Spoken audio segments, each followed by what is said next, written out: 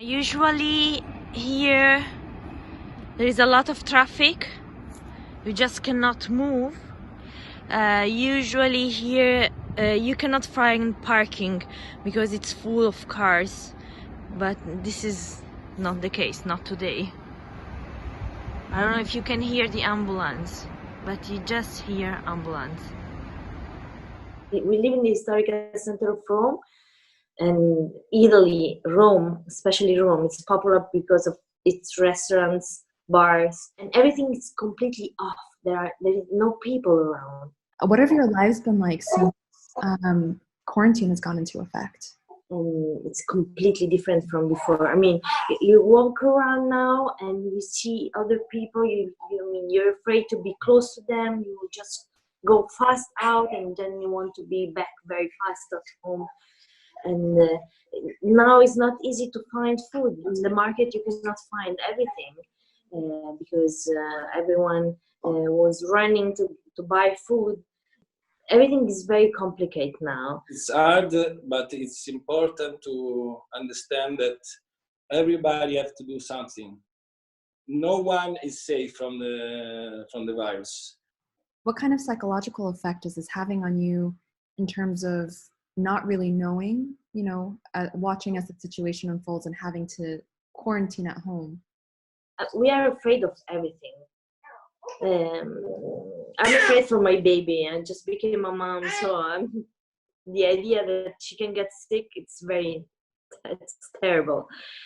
Have there been sort of creative or unique ways that people have been trying to still keep in touch with each other? Yeah, every day at 6 p.m. people just open the windows and they put loud music, and they communicate. Keep in touch.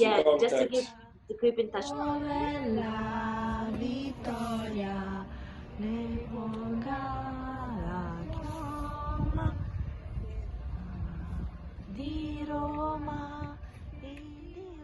Now, I feel quite just tired, exhausted at the end of the day.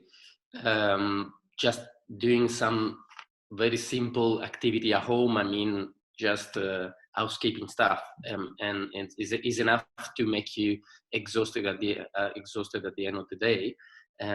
Some little headache, but now it's 2 weeks actually. And at the beginning, the first 3 days actually had temperature going quite high in the third, fourth day.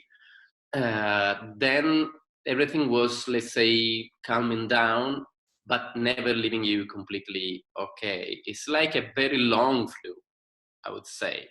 And again, I'm healthy, I'm quite young, I'm sporty, so I got some resources.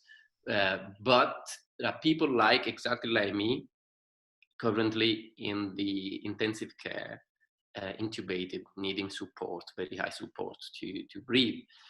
So means it's not entirely predictable who's going to have this progression. So tell us about your colleagues. Especially your colleagues that are on the front lines right now, what are their lives like?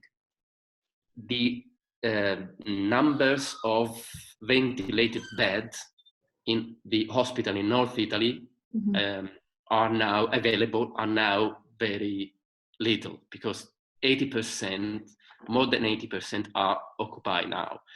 And soon they're going to finish off any other beds. Means when someone is coming in hospital needing intensive care, it's risking not to have any bed available. So the pressure on these doctors is very high because they're going to triage people in the real meaning. Triage means you got some chances of keep alive, so I keep you under ventilation, or you're too old, you're not going to get this treatment. So it's very difficult for that colleagues.